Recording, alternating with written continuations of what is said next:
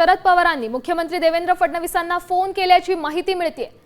मोठी बातमी म्हणावी लागेल, शरद पवारांनी मुख्यमंत्री फडणवीसांना फोन केलाय। आगामी स्थानिक स्वराज्य संस्थांच्या निवडणुकांसाठी सगळ्याच पक्षांनी कंबर कसलेली आहे, आपापली रणनीती ठरतीये आणि याच दरम्यान आता शरद पवारांनी मुख्यमंत्री फडणवीसांना फोन केलाय।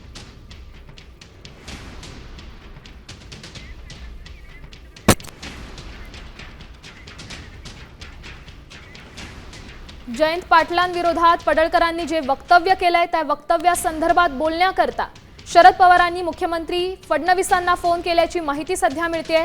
पडळकरांनी जयंत पाटलांवर जी टीका केली या पार्श्वभूमीवरच हा फोन केल्याची माहिती सध्या समोर येतेय। शरद पवारांनी मुख्यमंत्री फडणवीसांना फोन केलाय।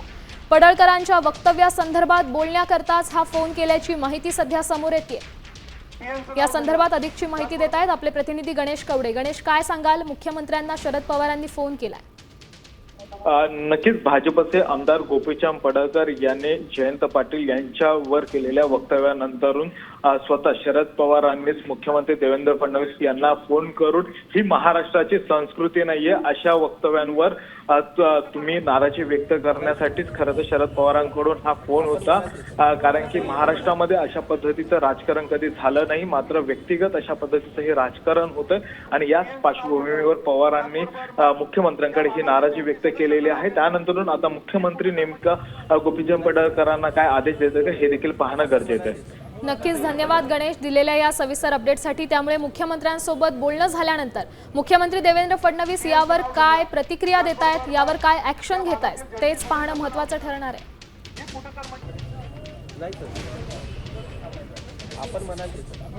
पडळकरांनी जयंत पाटलांवर टीका केली आहे आणि यानंतरच अनेक स्तरातून यावर प्रतिक्रिया उमटतायत। जतमध्ये देखील आंदोलन करण्यात येत आहे, तर दुसरीकडे पवारांनी मुख्यमंत्री फडणवीसांना फोन केल्याची देखील माहिती मिळते। या वक्तव्यावर नाराजी व्यक्त करण्यासाठी पवारांनी मुख्यमंत्री फडणवीसांना फोन केल्याची ही माहिती आहे। अनेक स्तरावरून पडळकरांवर देखील टीका होती।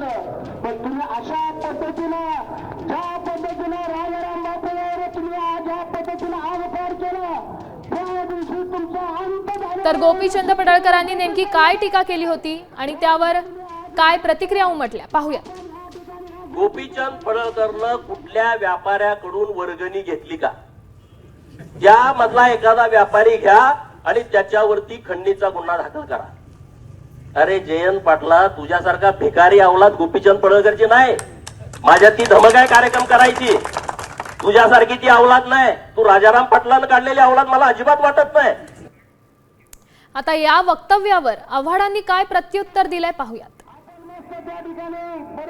राजाराम बापू पाटील आणि त्यांच्या मातोश्रींबद्दल बोलण्यात आलं हे नक्कीच खेदजनक आणि आपत्तीजनक आहे। पण माझा प्रश्न सुसंस्कृत आणि संस्काराबद्दल कायम भाष्य करणाऱ्या बीजेपीला आहे, या नेतृत्वाला हे मान्य आहे का? मला फक्त एवढंच सांगायचं आहे की ज्या गावच्या बोरी त्याच गावच्या बाबळी, तुम्हालाच बोलता येतं असं समजू नका। किंबहुना आमची अपेक्षा आहे की आपण जाहीररित्या याबद्दलची नापसंती व्यक्त करून माफी मागावी। आपण पाहू शकतोय जयंत पाटलांचे समर्थक देखील आता आक्रमक झालेले आहेत। अनेक प्रतिक्रिया राजकीय वर्तुळातून देखील उमटतायत। पवारांनी दुसरीकडे फडणवीसांना फोन केलेला आहे।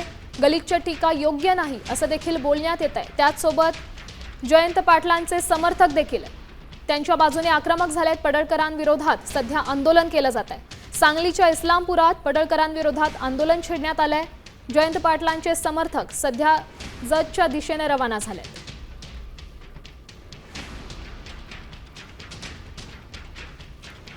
शरद पवारांचा फडणवीसांना फोन गेला। शरद पवार नेमकं काय म्हणाले ते आपण पाहतोय। पडळकरांनी जयंत पाटलांवर केलेल्या टीकेबाबत या दोघांमध्येही चर्चा झाली। अशी टीका करणं योग्य नाही असं शरद पवार म्हणाले। बेताल वक्तव्य करणाऱ्या नेत्यांना आवरा असं पवार म्हणाले। अशी टीका करणं योग्य नाही असं देखील या दोघांमध्ये संभाषण झालं। आता isakal.com आहे देशातील नंबर 1 ची मराठी न्यूज वेबसाईट। प्रत्येक अपडेटसाठी isakal.com ला नक्की भेट द्या।